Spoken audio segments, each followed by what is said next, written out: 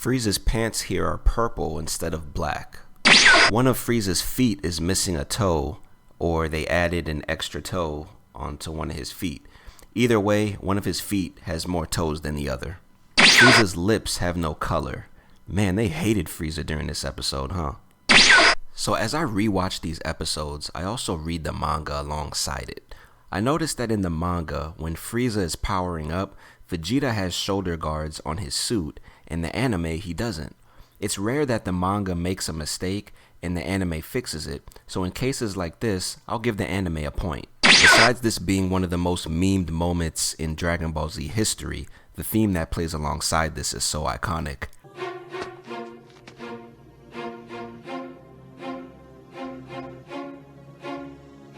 Frieza's lips have no color. Man, they do this a lot. Frieza's scouter disappears between shots. To quote Team 4-Star in regards to this flashback, "How did you know about the parts you weren't there for?" Vegeta's wearing the armor that he was wearing when he first got to Namek instead of the older armor that he changed into on Frieza's ship. Fun fact, in the original run on Toonami, this episode and the next episode were actually edited together due to the torture scene of Krillin. In the unedited version, they actually split the episodes to where they show the torture scene, which is the version that I have on my computer. But this is honestly probably the most gruesome scene that we've seen in Dragon Ball Z to this point. I'm not even gonna lie to you. I shed a little thug tear rewatching this scene. I can't even lie to you. This is one of the best entrances in Dragon Ball Z history.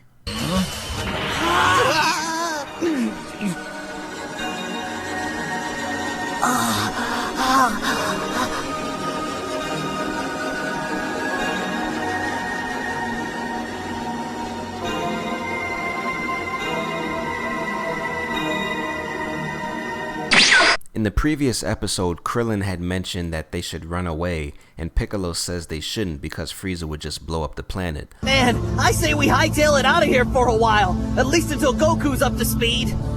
If we do that, Frieza will destroy this entire planet. But now in this episode, Piccolo is saying that they should run away, contradicting what he said in the last episode. I say we get out, and then maybe one day we'll return. The hole in Krillin's armor is missing. Remember in the Saiyan Saga when Tien was getting beat up by Nappa and Gohan turned away because he didn't want to look at it and Piccolo kind of forced him to watch to honor him? I like how here Gohan has been watching Vegeta get beat up the whole time and even makes an attempt to jump in a couple times. This is probably headcanon, but to me this is a callback and or just showing Gohan's growth as a fighter. He took me from my father when I was just a little boy. I don't want to play the whole scene, but man, this scene is so powerful. Even today, it's kind of a tearjerker.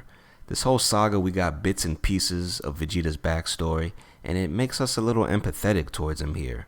What a send-off. I'm giving them a point. Krillin has on his orange gi when flying away instead of his Saiyan armor. Yes, you killed Captain Ginyu. Well, not killed. He was blue. Now he's green. He's actually purple, not blue. Part of Krillin's armor is miscolored as white.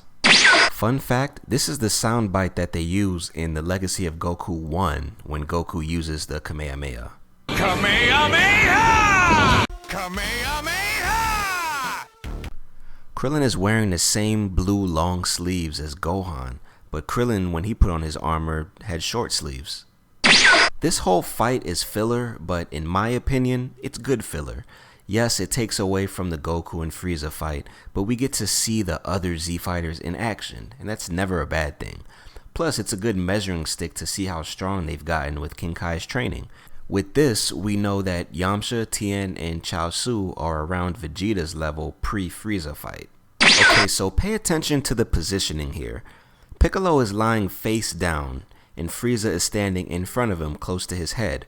When Gohan and Krillin fire their blast, Frieza looks to his left and Piccolo looks to his right. This is very random, yes I know, but I thought it was impressive that they got this correct. And this clip specifically is the reason I started doing these videos. I was watching this random episode one night and I noticed this. In the same breath, I have to give them a mistake here, because Krillin and Gohan fired these blasts standing next to each other, but they hit Frieza coming from opposite directions. They don't have their halos here. Krillin's armor doesn't have a hole in it. I noticed this 2 more times in this episode, so I'm just going to give them 3 mistakes here. The most iconic moment in anime history. For the kids that didn't get to see this when it first happened, I can compare this to when Goku first went Ultra Instinct. Except we didn't have social media or YouTube. We went back to school, to the playgrounds, to talk about it. This was a really big moment in my childhood personally. Watching the last 10 or so episodes of Goku just getting the crap kicked out of him, it looked like there was no hope. And as a kid, you don't really know that the good guys are going to win. And then after the Spirit Bomb failed, I thought it was over. The anime gets 2 points here because I personally like this adaptation. And also, once again, Bruce Faulconer did his thing with the Super Saiyan transformation theme.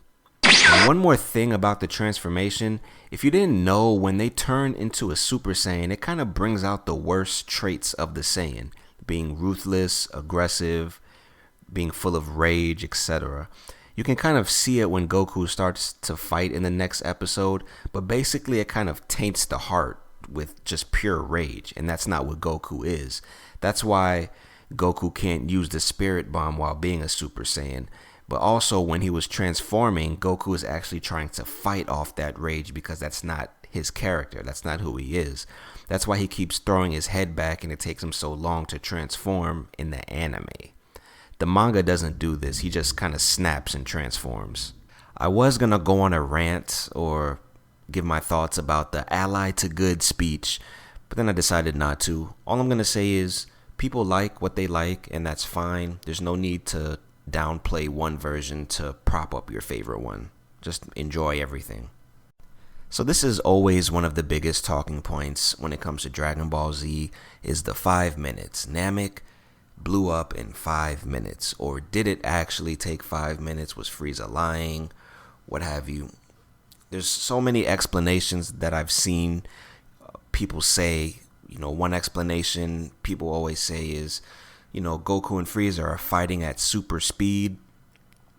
The anime or manga is shown through human eyes for us to understand. And I'm like, well, that doesn't really make sense because they're talking. And talking is talking. You can't talk at super speed, whatever. So that's one explanation. Another explanation is Frieza just kind of got it wrong. He just got it wrong. He was holding back power because I guess he didn't want to get caught in the explosion, even though he said that he can survive in space, so it wouldn't matter either way. But he did hold back power when blowing up the planet because we've seen him produce larger blasts to blow up planets. But he just got it wrong. He just overestimated how much damage he actually did to the planet, and it just took longer than that to blow up. Now, during the fight, he does say, I give it 3 more minutes. I give it 2 more minutes. Another explanation I see people say is he could have been saying these times to kind of mess with Goku and make him fight sloppy to try to catch him off guard, which is also possible. But I think the most plausible reason is he just underestimated. Goku's eyebrows turned black, then turned gold, then turned black again. Once again, Goku's eyebrows turned black. I don't know why Toei was making so many mistakes with this, but here we go.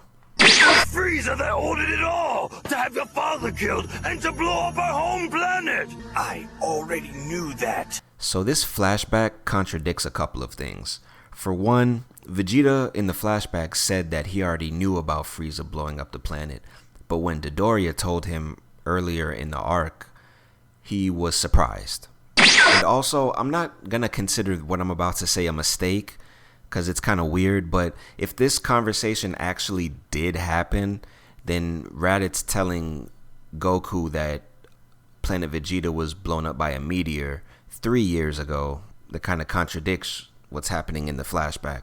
But because this is a filler flashback, I'm not going to consider what Raditz said a mistake, based on a filler flashback, if that makes sense. It's finally over.